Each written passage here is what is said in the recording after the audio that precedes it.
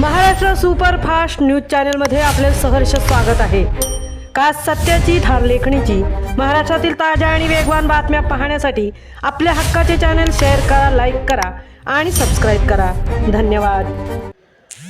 चिरेखाणीवरील बेपत्ता विवाहितेचा मृतदेह सापडला, पतीवर संशयाची सुई। म्हसळा तालुक्यातील दगडघुम पाभरे परिसरात एक धक्कादायक घटना उघडकीस आली असून चिरेखाणीवर मजुरी करणारी 20 वर्षीय विवाहित महिला मृतावस्थेत आढळून आल्याने परिसरात खळबळ उडाली आहे।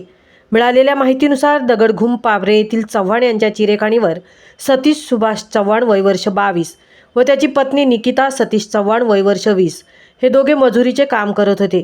काही दिवसांपूर्वी निकिता बेपत्ता झाल्याची तक्रार पती सतीश याने म्हसळा पोलीस ठाणे येथे दाखल केली होती।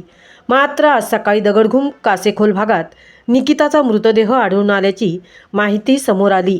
तिच्या डोक्यावर गंभीर मारहाणीचे निशाण असून कवटी फुटल्याचा प्राथमिक अंदाज व्यक्त केला जात आहे।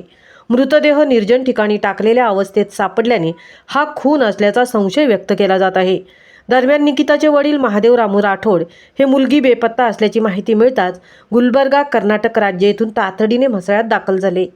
मात्र येथे आल्यानंतर त्यांना मुलीचा मृत्यू झाल्याची दुर्दैवी बातमी समजली। महादेव राठोड यांनी माध्यमांशी बोलताना जावई सतीश व त्याच्या काही साथीदारांनीच मुलीचा खून केल्याचा आरोप केला असून आरोपींना तात्काळ अटक करून कठोर शिक्षा द्यावी अशी मागणी त्यांनी केली आहे। अवघ्या 8 महिन्यापूर्वी निकिताचा विवाह झाला होता अशीही माहिती त्यांनी दिली। या घटनेमुळे म्हसळा तालुक्यात संतापाची लाट उसळली असून नागरिकांनी निपक्ष व सखोल चौकशीची मागणी केली आहे। रायगड पोलीस या प्रकरणाचा तपास करत असून आरोपींचा शोध सुरू असल्याची माहिती समोर येत आहे। पुढील तपास सुरू आहे। महाराष्ट्र सुपरफास्टसाठी संजय खांबेटेंसह तृप्ती भोईर, म्हसळा। म्हसळा दगडघुम येथे एक विवाहित महिला काल बेपत्ता होती, पण तिची निर्गुण हत्या केल्याचं समजतंय। तिचे आई वडील आणि इतर नातलग बिजापूर वरून आलेले आहेत आपल्या समोर। त्यांना विचारून घेऊया आपण। बिजापूर नाही, तिथलं गुलबर्गावरून आलोय। गुलबर्गावर, ठीक आहे। काय आपलं म्हणणं आहे? त्याला आत्महत्या मर्डर केलेले आहे। काय संशयितांची पोलिसांना नावं दिलेत? हो, दिले सर, दिलेत। आणि तिला कशी मारहाण काय केलंय? ते सकाळी 2 वाजता ते पुढे गेलेले आहेत जावाय, आणि मी पुढे चाललोय, तू ये म्हणून बोलून घेतले।